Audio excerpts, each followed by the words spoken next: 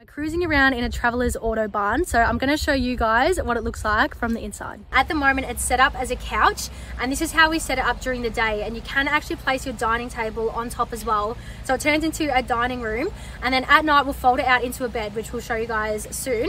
This actually sleeps 3 people, and there's a bed on top as well, but at the moment we're using that for all our bags just so it's storage out of the way.